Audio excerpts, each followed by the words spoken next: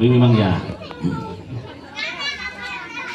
kita perlu melihat kadang-kadang orang cerdas dengan orang tidak cerdas itu cirinya juga begitu. Orang cerdas adalah orang yang menjadikan masalah besar itu dianggap kecil. Tapi kalau orang tidak atau kurang cerdas, masalah itu kecil kadang-kadang dibuat besar. Betul. Contoh ibu mawon. Contohnya apa? Ibu-ibu, bapak-bapak, ini nek teng kamar mandi. Niku mesti kan geger mung goro-goro urusan sepele, urusan odol contohipun. Nek ibu-ibu niku nek mijet odol niku mesti teko pucuk ngisor dhewe. Soal dhuwur ngoten ta. Nek bapak-bapak kan ora plotot ngono ae. Itu kan jenengan masalah cilik. Iku mesti ibu mesti mureng-mureng iki bapak jenenge ora ngerti ya. Nek ngene iki ya ora penak to Pak di sawang. Mosok ya sing ngisor urung diplotot kok dhuwur langsung diplotot. Niki ya sawangane malah ora patut. Ora penak disawangi malah sing pletot kabeh elek. Akhirnya masalah kecil jadi besar. Jadi kalau orangnya tidak begitu cerdas itu kadang-kadang masalahnya kecil tapi kemudian dibuat jadi masalah besar. Lah harusnya gimana? Lho timbang angel-angel niku tuku wae odol loro. Mas sampeyan nek pengen mlotot sak karepe iki odol iki sampeyan iki. Odolku sing iki. Ngoten mawon.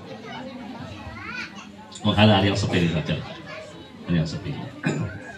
Bon, jadi halal bihalal sesungguhnya sebuah upaya untuk bisa melerai menjadikan sesuatu yang seperti ruwet nanti akan bisa menjadi terurai selesai permasalahan. Monggo ingkang saus di penampungan teruni. Mbak Ono ke setekok kini kan bisa tanteni terus. Aduh tinteni bae ora oleh. Ya wis ngaplung, ora apa-apa lah. Bon.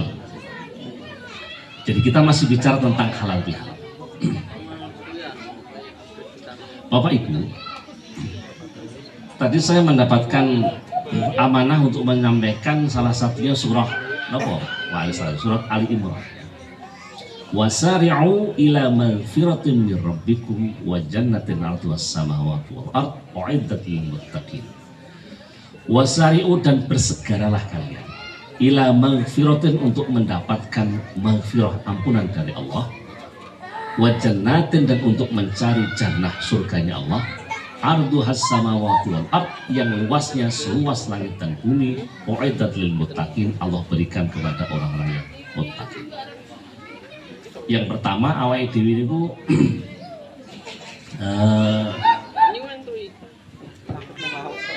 diminta oleh Allah Subhanahu wa taala wasari'u ila maghfirah.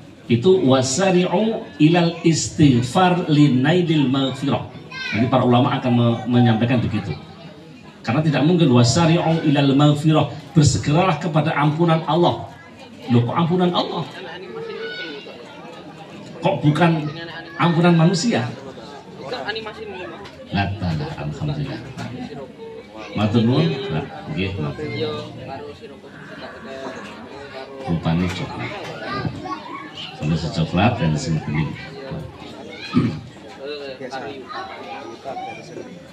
Padahal sesungguhnya yang kita itu kan lebih banyak dosa kita kan kepada manusia. Tapi kenapa Al-Quran mengatakan wasari'u ila maghfirah? Itu kan sama dengan wasari'u ilal istighfar linailil maghfirah. Bersegera kita untuk mohon ampun, mendapatkan ampunan dari Allah Subhanahu wa taala. Awake dhewe iki nek dosa kalih Gusti Allah niku gampang, cukup istighfar saja. Istighfar memohon ampun kalau sampai dosanya besar minimal 3. Yang pertama al-iqla' anil ma'asi, berhenti dari maksiat. Nek dosane niku rupane niku nyolong pelem, maka berhenti dari ngerotoki pelem, itu kita sudah taubat. Kalau dosanya berupa menghibah, gunjing, maka berhenti dari menghibah. Itu yang pertama. Yang kedua adalah an-nadam ila fi'lil maksiyah, menyesali perbuatan kemaksiatan. Yang ketiga adalah al-azmu ala adamil audah ilal maksiyah, bertekad untuk tidak mengulangi kemaksiatan. Pun sing penting telu niku dilakoni pun beres. Urusan kali Gusti Allah niku gampang. Sing angel niku urusan kalian tangga teparu niku. Sebab urusan utang niku nek dereng disaur Ya, mbok awake dhewe iku istighfar sampai ping 1000 sampai menir lambene. Nggih dereng lunas. Maka lunasnya adalah utangnya kudu disaur. Maka syarat taubat yang keempat adalah al-birru bihaqqi sahibiha. Menyelesaikan urusan kepada yang memiliki urusan. Ini kan contoh kalian halal bihalal itu bahwa artinya menyelesaikan urusan. Kalau urusannya berupa utang, selesaikan utang. Urusannya berupa mengambil barang, maka kembalikan barang itu dan seterusnya. Ini namanya wasari'u ilal istighfar. Tetapi memang para Bapak Ibu, kalau kita lihat di dalam Al-Quran, Al-Quran kok mboten nggih? Atau jarang lah untuk dikatakan tidak ada. Mintalah ampun kepada orang kalau kamu bersalah. Enten ngomong ayat ini. Di dalam Al-Quran itu yang banyak bukan ayat tentang meminta maaf, tetapi yang paling banyak dalam Al-Quran itu ayat tentang memberi maaf. Termasuk nanti ayat ini. Nah, ayat ini nanti lebih banyak berbicara tentang orang hendaknya memberi maaf, bukan meminta maaf. Loh kok ngono? Karena memang Al-Quran itu sebuah kalam yang menyampaikan sesuatu hal yang penting. Pun jenengan cek teng Quran, adakah Al-Quran yang mengatakan nek kue mangan, nek kue luwe mangano, nek ngeli dan golek sarapan, kalau ngantuk turu, nek ngelak ngombe. Tidak pernah ada ayat begitu. Kenapa? Karena otomatis tanpa diperintah orang lapar akan cari makan, tanpa diperintah orang haus cari minum, tanpa diperintah orang ngantuk mesti golek papan turu. Tapi yang Allah perintahkan sesungguhnya adalah bagaimana cara kita makan, cara memperoleh makan, bagaimana cara kita minum, cara memperoleh minum, bagaimana cara kita tidur. Nah karena itulah maka sesuatu yang sudah common sense, sudah mesti harus otomatis, itu biasanya tidak disebut di dalam Al-Quran. Salah satunya kalau ada orang yang salah terus jaluk ngapura, itu menurut Al-Quran sesuatu yang memang sudah sak mesti ini. Wong salah itu jaluk ngapura sak mesti ini.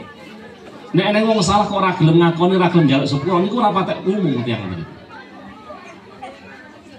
Nah, berbeda dengan memberi maaf.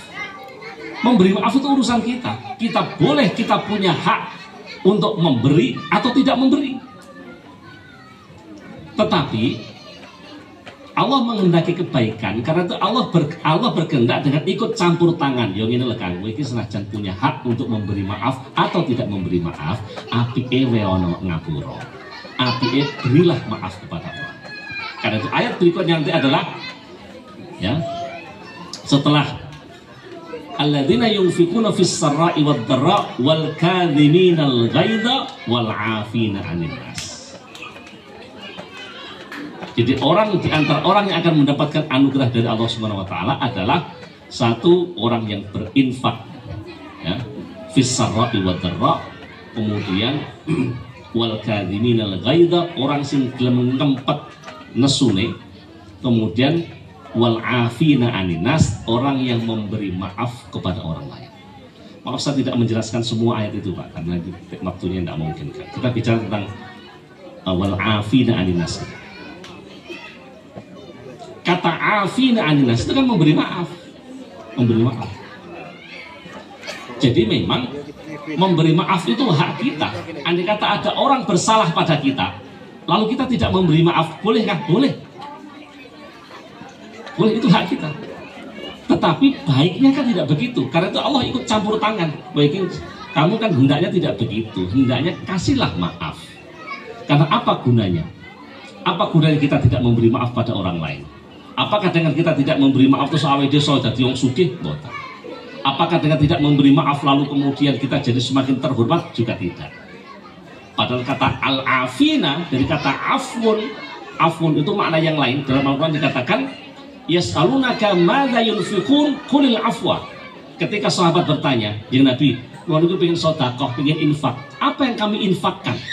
Langsung turun perintah Allah, "Qul al-afwa." Muhammad katakan, yang diinfakkan oleh sahabat-sahabat itu adalah al-afwa. Kata afwa itu artinya kelebihan ternyata. Kata afun Al-afwa itu artinya kelebihan. Jadi kalau punya uang 1 juta, ya, kemudian kebutuhan kita ternyata hanya 800.000, turah 200.000, maka dari persentase 200.000 itulah kita infakkan. Misalnya 10% dari 200.000 berarti 20.000. Seperti itu. Jadi kata afwun artinya kelebihan. Berarti orang yang memberi maaf sesungguhnya bukan orang yang jatuh derajatnya, tapi orang yang akan memiliki kelebihan harga diri, kelebihan marwah, dan ia akan dilebihkan derajat tingginya oleh Allah Subhanahu wa Ta'ala.